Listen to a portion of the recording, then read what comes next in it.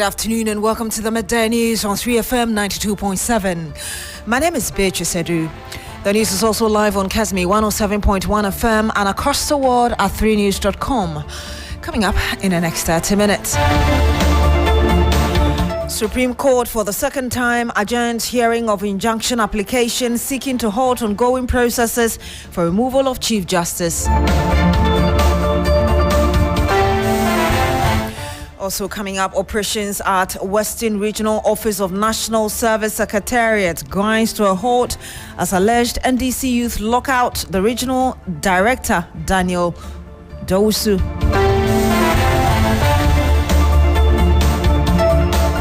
And much later on the program, government launches ambitious 1 million coders program aimed at equipping Ghanaian youth with digital skills.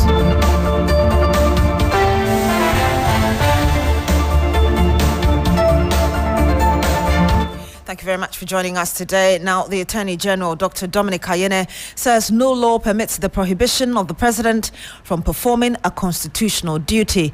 This is his response to suggestions by former Attorney General Godfred Yeboah-Dame that President Mahama must suspend his consultation with the Council of State on whether a committee should be set up to look into petitions against the Chief Justice.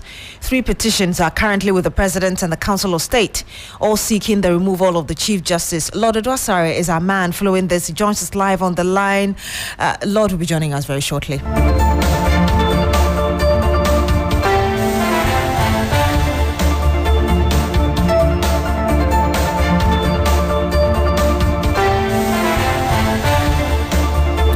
And we'll be going very shortly to Lord Edwasare, who is following this very story for us. But ahead of that, operations at the National Service Secretariat's Western Regional Office have been abruptly halted today after a group claiming to be NDC youth activists staged a lockout, barring the newly appointed Regional Director, Daniel Dawusu, from entering the premises.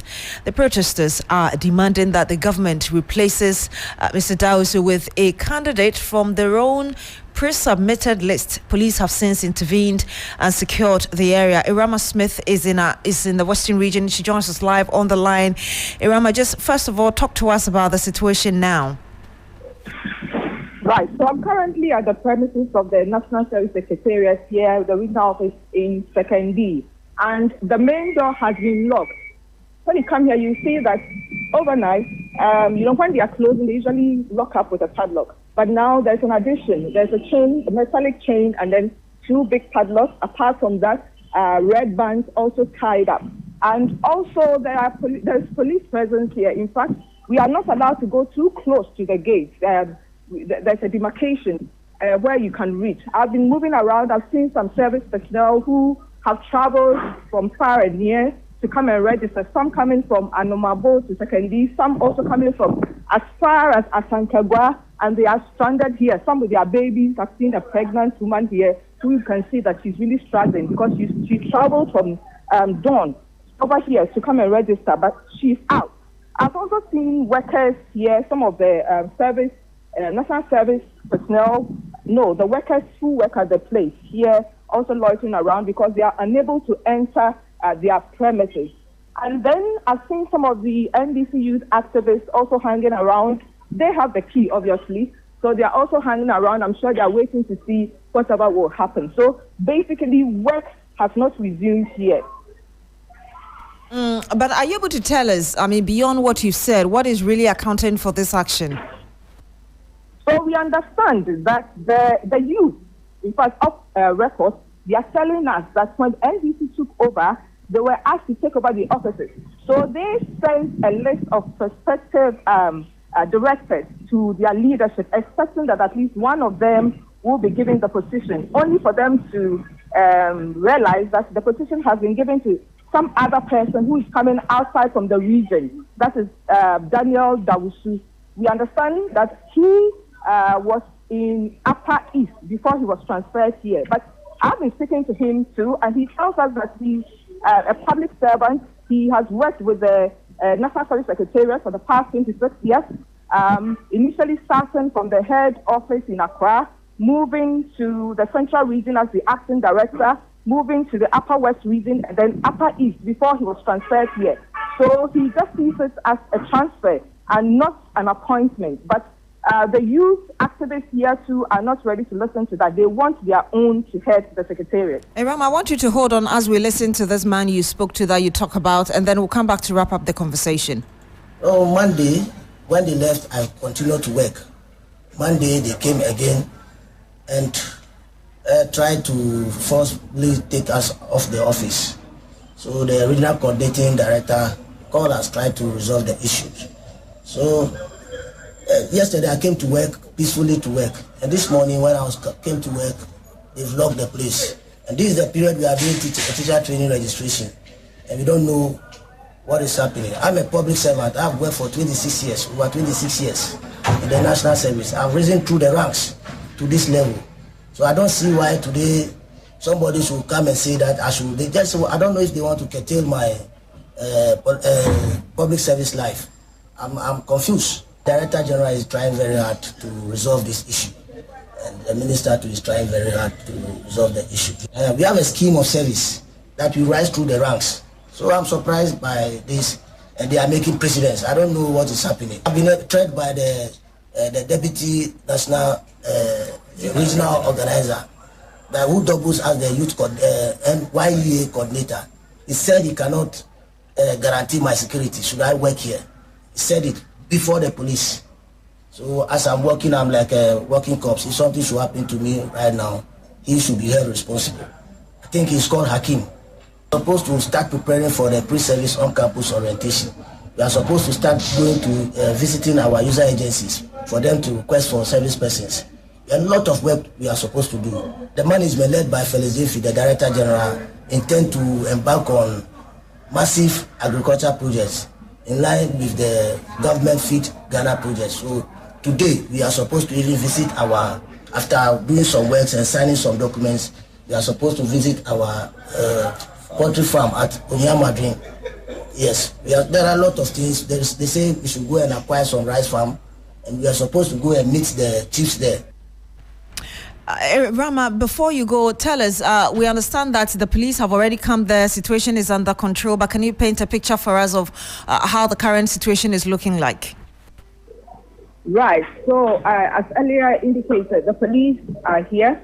The service secretariat is actually on the second floor of the story building. When you climb up, I can count at least 3 police personnel here. And even as you enter, there are some police personnel also at the parking lot. In fact, they are scattered around. So they are really, really present here. So basically, that is it. You find the workers also sitting at another department. This is the regional administration. So you find the governmental agencies, their officers here. So they are sitting in in front of another office. And then you find the national service, prospective national service personnel also, those who came to try to register. You find some of them also around. They are lingering around perhaps to see if there'll be an opportunity for them to register. And then some of the NDC youth activists also also in another corner. So that is the situation here. But the situation is very, very calm. Thank you very much, Irama Smith. She's my colleague in the Western region. I was telling you earlier about the Attorney General, Dr. Dominic Kayene, saying that no law permits the prohibition of the president from performing a constitutional duty. Well, that has to do with the petitions before the president for the removal of the Chief Justice. Lord Edwasare is our man in court. He joins us live on the line. Once again, Lord will be joining us very shortly.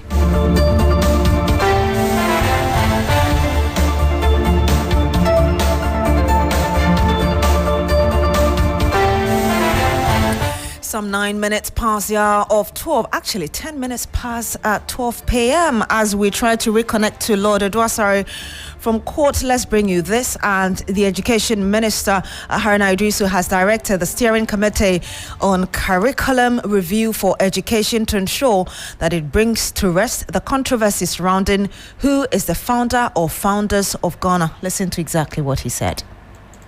Anyone who abandons his past and history loses its way to the future, I'm told. This is why we must be intentional in how we teach our children about Ghana's rich and complex history. So I'm at a loss that at 68 years, we are still grappling with who are the founders of Ghana and who is the founding leader of Ghana or who is the founding father of Ghana. This must be a settled matter. In every country, there is founding fathers. It's reasonable to conclude that Dr. Kwame Nkrumah Osajefo is a founding leader of Ghana.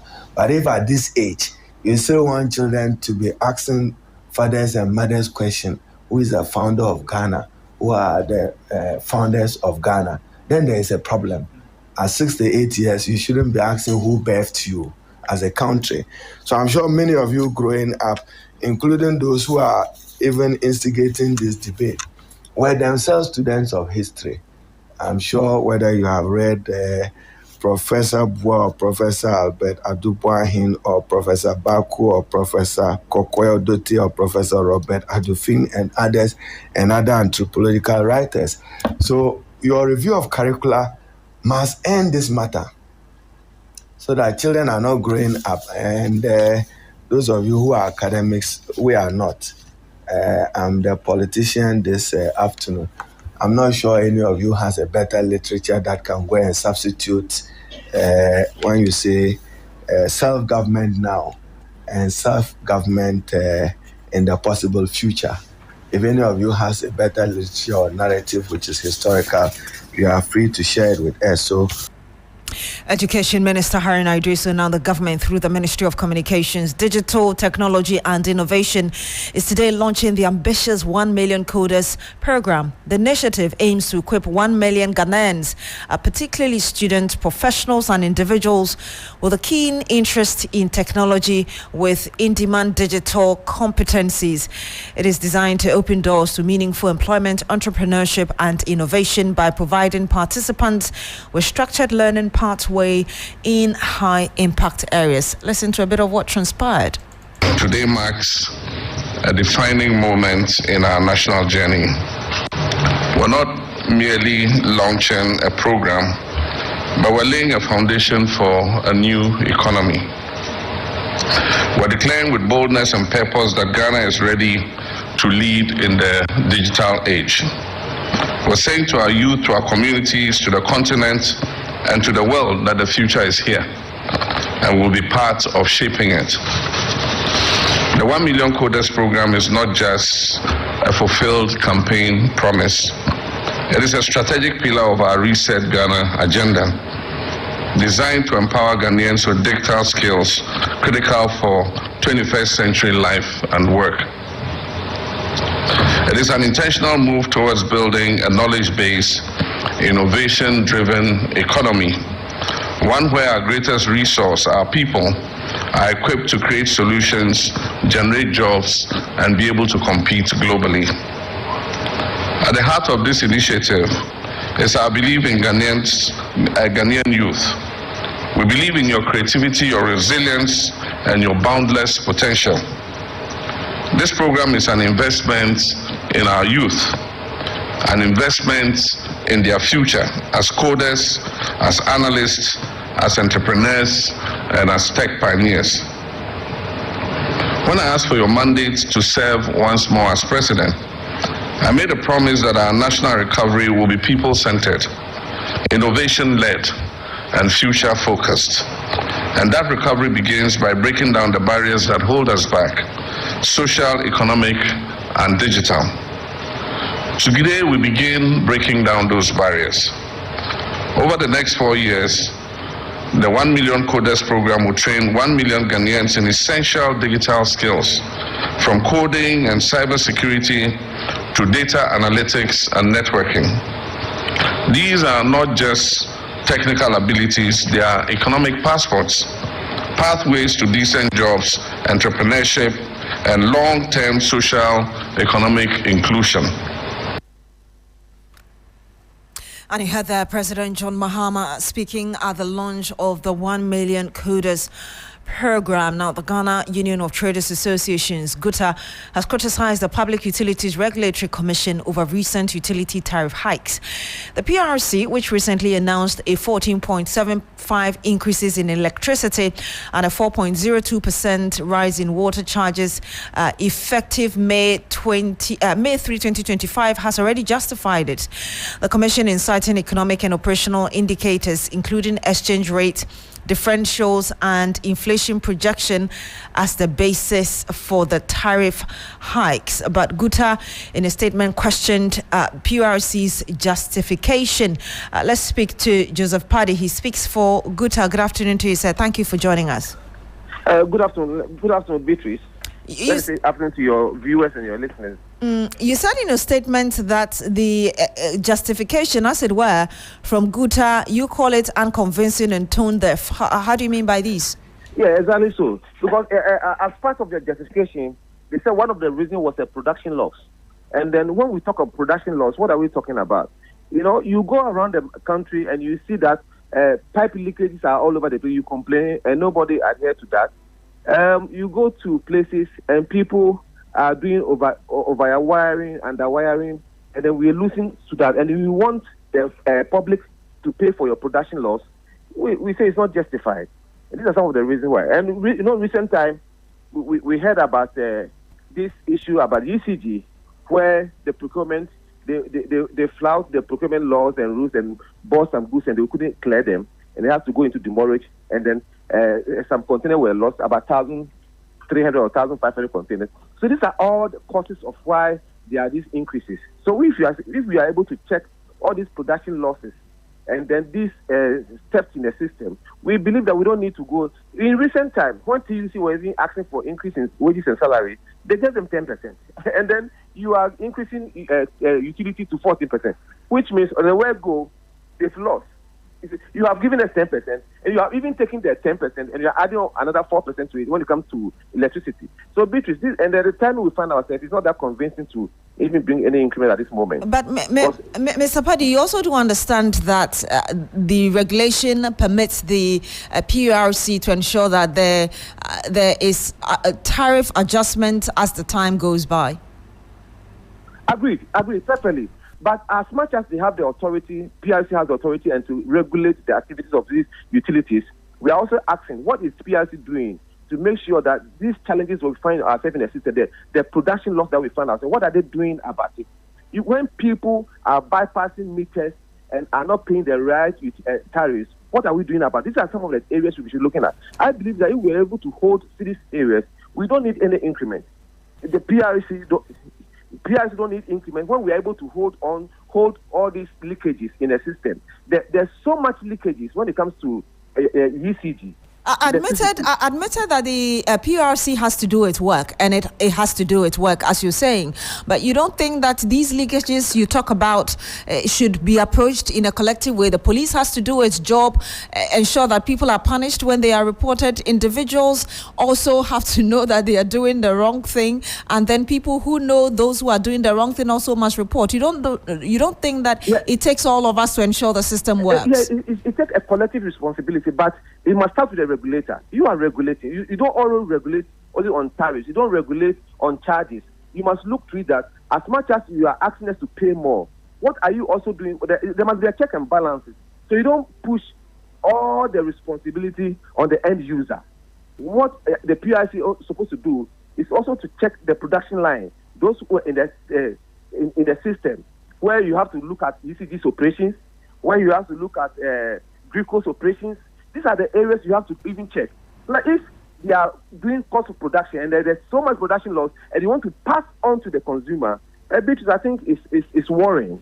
And these are some of the things we do. As much as it takes everybody's responsibility, it's a collective responsibility. As a citizen, I have to report any theft. As a citizen, I have to report leakages when it comes to even water waste.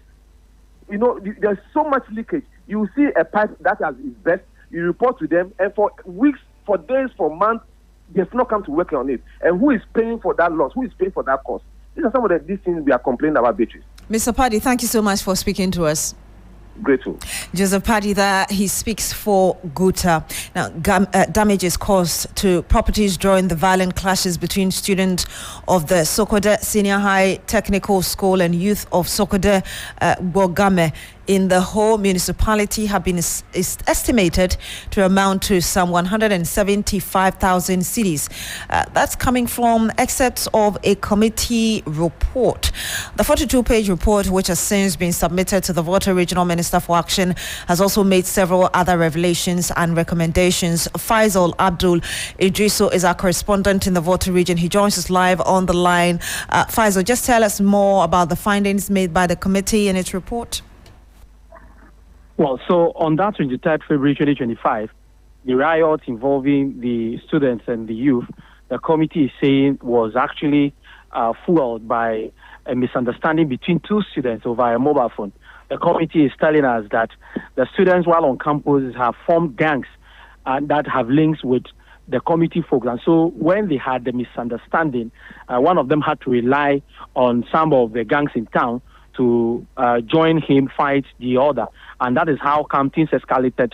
And then they got to a point where the Asafo group of the town also got involved. The committee is citing the Asafo group of the Sokode Bogame for invading the school and launching a full-blown attack on the students. But the committee is also saying that the issues as far as indiscipline in the Sokode Senior High Technical School is concerned is also because there is a worrying trend of drug abuse among the students, and have cited the Manakura bar, which has also been damaged during the riot, as a place where these drugs are sold, as a place where prostitution, commercial sex also is initiated. And so the committee is saying that this riot we are talking about has also to do with the fact that there is a breakdown in the structures that are to manage the school. That is the PTA, the school management board, and the SRC. This breakdown is to be blamed for the growing indiscipline in the school. It has also recommended that compensations be made to individuals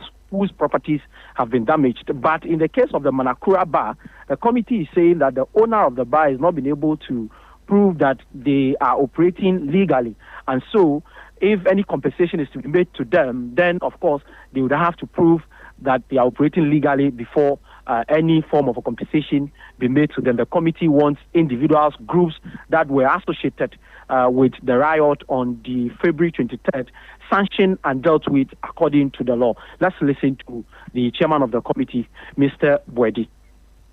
The committee recommends that the cost of damages to Manakura be absolved subject to he providing all operational documents for verification as proof of legal operation.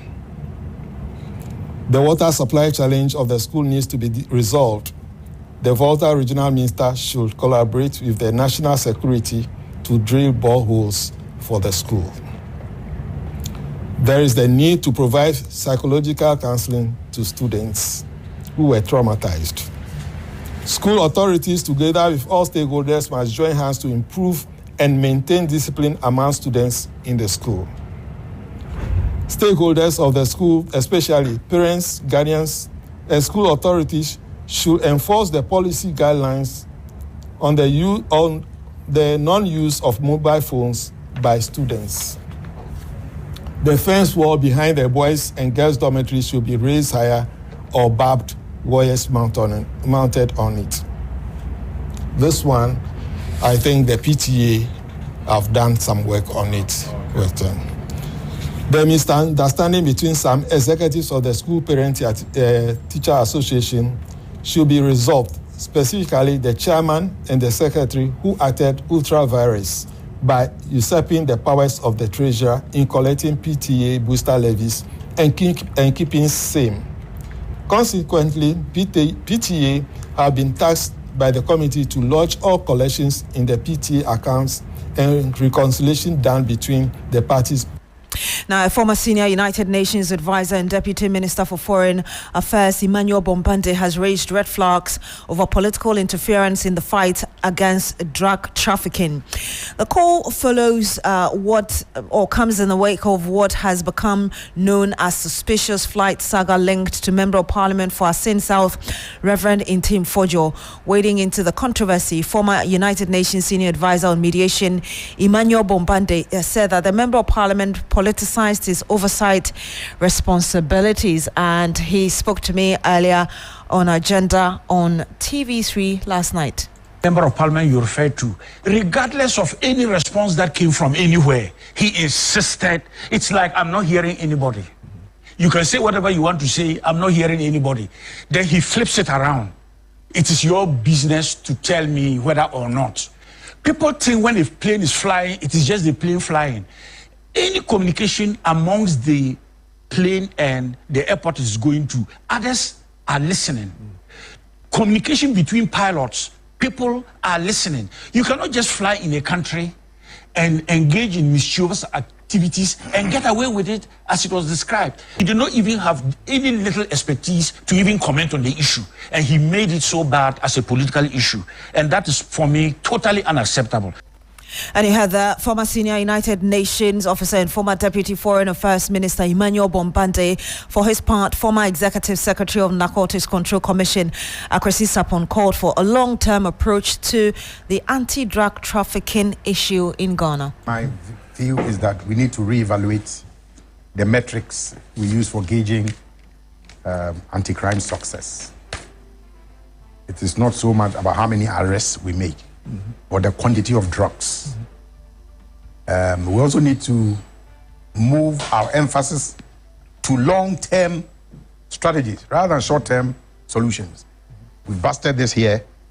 6 months later, we bust this. Is there any interconnectivity?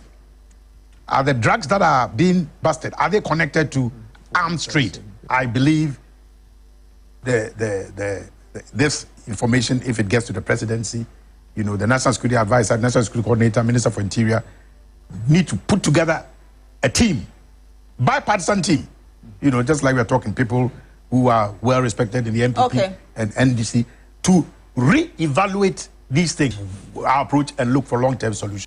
And you heard that Akwesi Sapon, his former NACOC boss. Let's try and see whether we can now establish we can touch base with Lord Edwasare, who's our court affairs correspondent. Lord, the issue about the removal of the Chief Justice, just tell us more about the latest. Right, so basically the case was adjourned because now essentially when the case was called, rather than 5 panel of justices, 4 of them came to sit and was chaired by Justice Professor Henrietta Fairbones. Now she indicated that due to an unavoidable reason, the hearing of the injunction suit cannot come on, and that was why the case was adjourned to May 6th. What more can you tell us, Lord, as regards what we should expect from today? Well, we asked the Attorney General, Dr. Dominic Aine, about assertions made by his predecessor, who is the lawyer for the first plaintiff, Vincent Assefa, Godfred Yabadame. He asserted that because of the injunction suit at the Apex Court, the processes for the consultation with the Council of State that the President is undergoing should come to a halt. And he cited that the law prohibits any public official to go ahead with whatever processes where there's a suit at the injunction suit at the court. But explaining, Dr. Dominic Aine indicated that no law prohibits a public officer, and in this instance, the President, from performing his constitutional duties until the consultation with the Council of State should continue as it has been these past few days. So we expected to come back on May 6th for the hearing of the injunction, and then the case will proceed from there. Thank you very much, Lord Edwasare. Thank you very much for joining us this afternoon. Log on to shrinews.com for more news. My name is Beatrice Adu. Coming up shortly is Business Daily with Michael Ogbodu.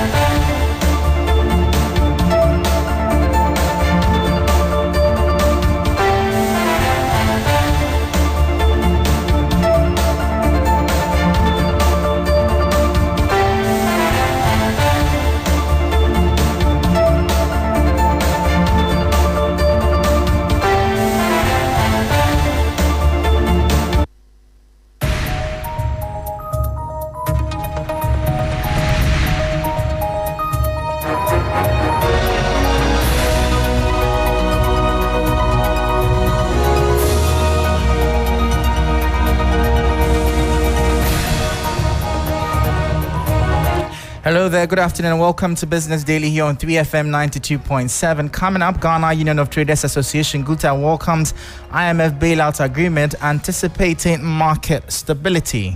Strengthen our cedi. This will also contribute to price stabilization and also enable businesses to do projection. And mining and quarrying inflation soars above March 2025 producer price inflation of 24.4%. Plus, Ghana Chamber of Mines raises concerns over government's refusal to renew lease application by Goldfields for its Damang mines. I am Michael Obodu. Details of these and many other stories coming up shortly. Please don't go anywhere.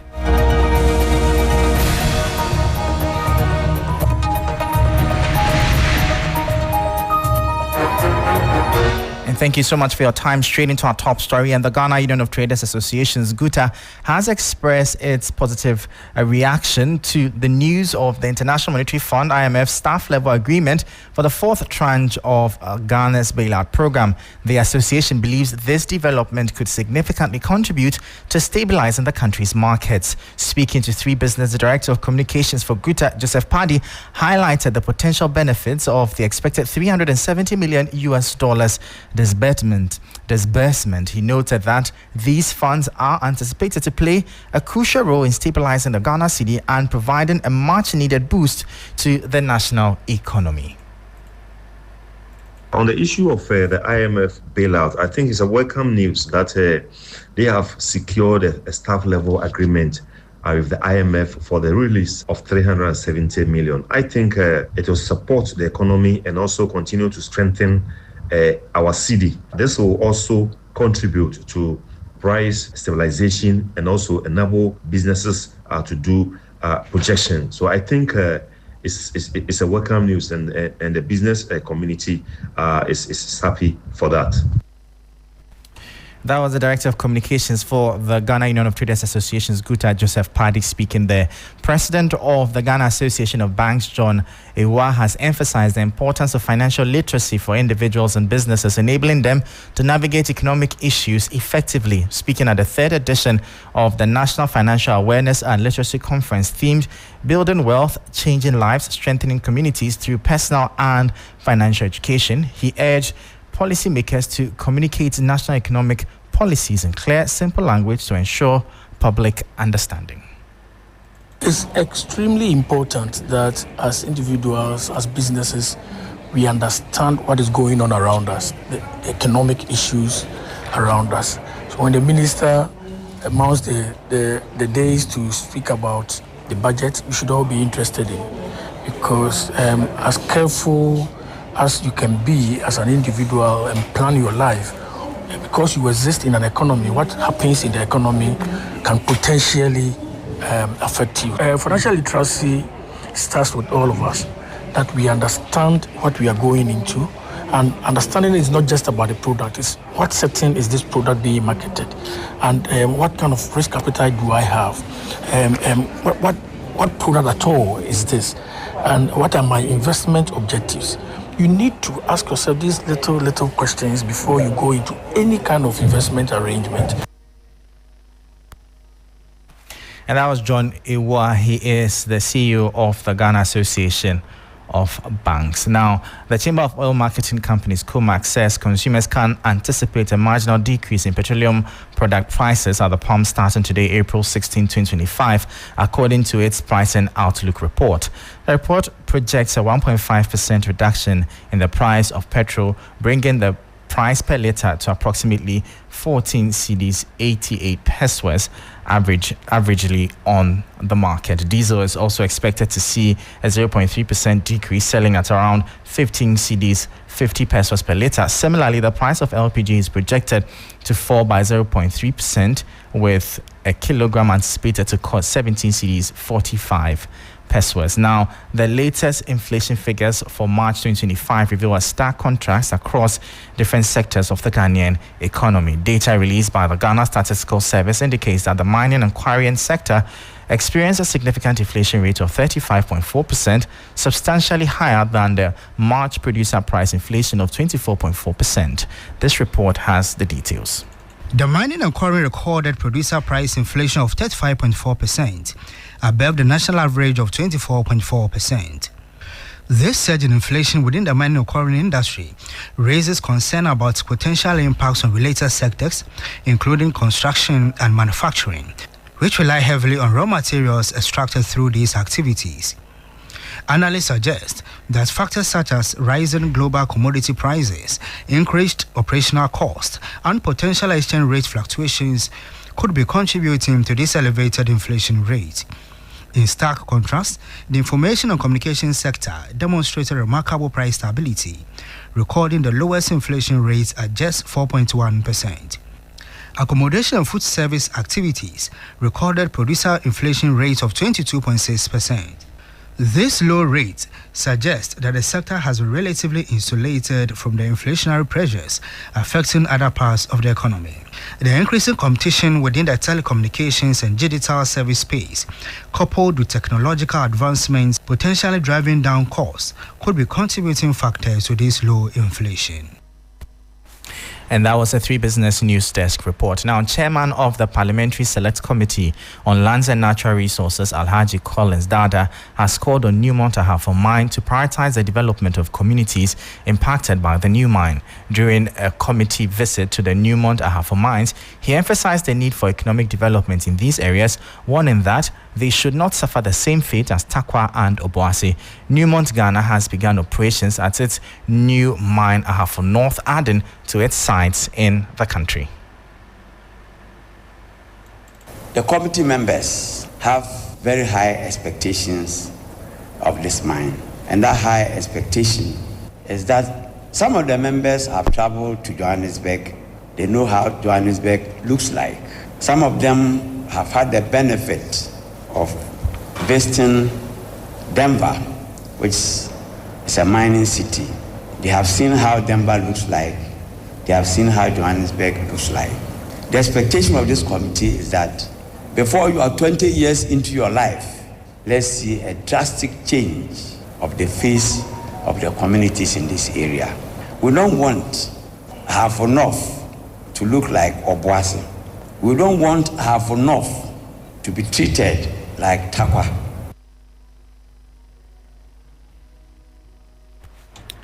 So you heard there the chairman of the Parliamentary Select Committee on Lands and Natural Resources, Alhaji Collins Dada. Meanwhile, the Ghana Chamber of Mines says some happenings in the sector could scare investors away. This comes on the back of government's rejection of a lease renewal application by Goldfields for its Daman mine. In a statement, the chamber warned that the decision could damage investor confidence and undermine Ghana's standing as a top mining destination in Africa. It urged the government and stakeholders to engage in dialogue, stressing the importance of transparency of a transparent regulatory environment for sustaining mining investment. The Daman mine, located in Ghana's western region, is a key gold-producing asset and part of an industry that contributed about 50% of the country's total export earnings in 2025. Now, the Ministry of Energy and Green Transition says the country remains open for business in the oil and gas sector as it seeks to attract new investments into its onshore and offshore basins. This comes amid the exit of some oil companies from Ghana's upstream petroleum sector in recent years. Once seen as a prime destination for petroleum exploration, Ghana is facing mounting challenges. These include declining crude oil production, stalled exploration activity, and the lack of new signed agreements since 2017. Despite this, the Energy Ministry is optimistic. At an investor briefing hosted by the African Energy Chamber, officials emphasized Ghana's continued potential and commitment to creating an investor-friendly environment. To the investors gathered here and beyond, Ghana is open for business. There are vast unlicensed acreages in Ghana's offshore and onshore sedimentary basin available for licensing through direct negotiations. Opportunities also exist for data acquisition in the sedimentary basin to complement existing data sources. The ministry also reiterated efforts to put in place critical infrastructure for the successful rollout of the long-anticipated petroleum hub while giving investors tax incentives. To further provide a seamless process for the execution of this project, a Petroleum Hub Development Corporation has been established to liaise with the regulatory institutions to obtain the necessary permits for investors, and those in the free zones area will be entitled to import duty waivers.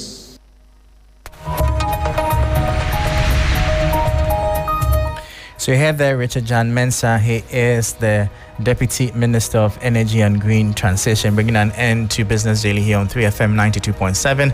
For more business stories, please visit our website, s3news.com/business. I am Michael Obodu. Thank you for listening. As always, please stay safe. Up next is MM Blend with Black Rasta. Stay tuned.